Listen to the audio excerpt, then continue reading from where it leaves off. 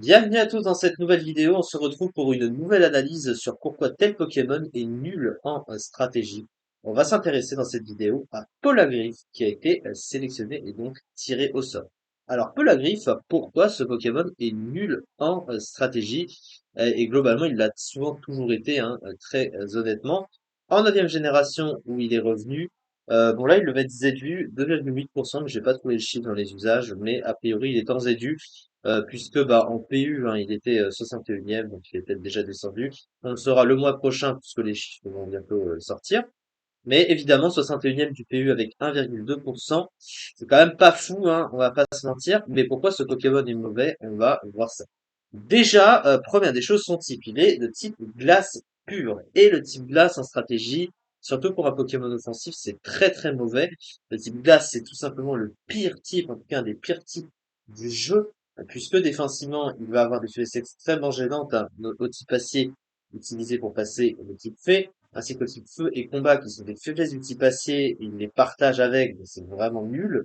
Il a une faiblesse roche en plus au piège de roc, donc il peut même pas venir sécure sur le terrain sans risquer de prendre cher sur les pièges de roc. Et il a qu'une seule résistance à lui-même au type glace. C'est quand même très médiocre en stratégie. Et comme il n'a pas de double type, eh ben, il ne peut pas aller chercher des résistances supplémentaires. Donc c'est vraiment très mauvais. Offensivement, c'est correct sans plus aussi, parce que même si le type glace a un plutôt bon coverage neutre et super efficace, comme on peut le constater, bah faut quand même noter que le type glace, c'est pas ce qu'on pourrait le croire, parce qu'il est quand même résisté par 328 Pokémon, hein. Pour un seul stab, on pense très bon offensivement. Ce qui veut dire que s'il n'est pas associé à un autre type, il va souvent être très médiocre. Regardez que la plupart, bah, tous les types eau, les types feu, les types glace aussi, résistent à ce stab et le type acier, bien sûr, hein, évidemment. Donc il y a vraiment trop de types très gênants en stratégie, dont notamment deux de ces faiblesses, hein, qui vont résister à son stab. Donc c'est vraiment pas.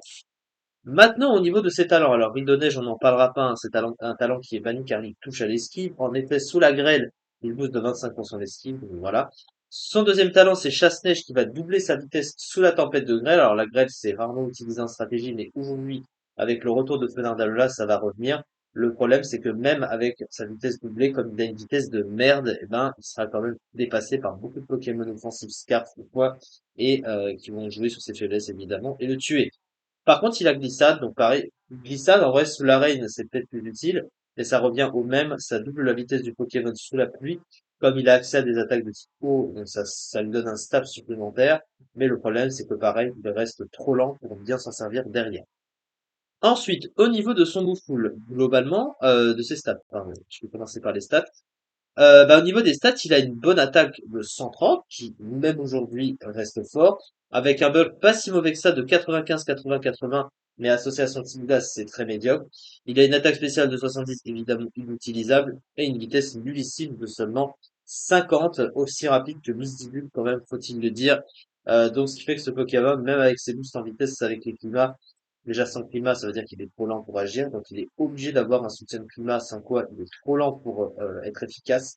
Et c'est dommage parce que à côté de ça, eh ben, il a un pool offensif qui est pas si mauvais, avec notamment chute glace stabé, point de glace évidemment, et notamment close combat qu'il a obtenu en nouvelle génération.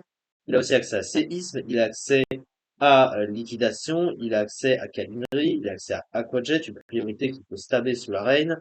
Il a aussi accès à Désherba, enfin, qui peut augmenter la vitesse, il a surpuissance, il a accès à Danse Lame aussi, donc il peut booster ses dégâts, il la provoque aussi.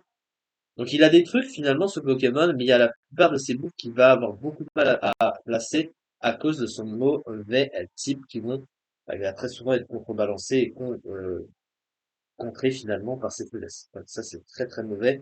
Donc malheureusement, malgré tout ça, bah, ce Pokémon il est très mauvais en stratégie. S'il avait un autre type en vrai, et surtout que s'il était plus rapide, bah peut-être qu'il aurait pu faire être plus imposant que ça.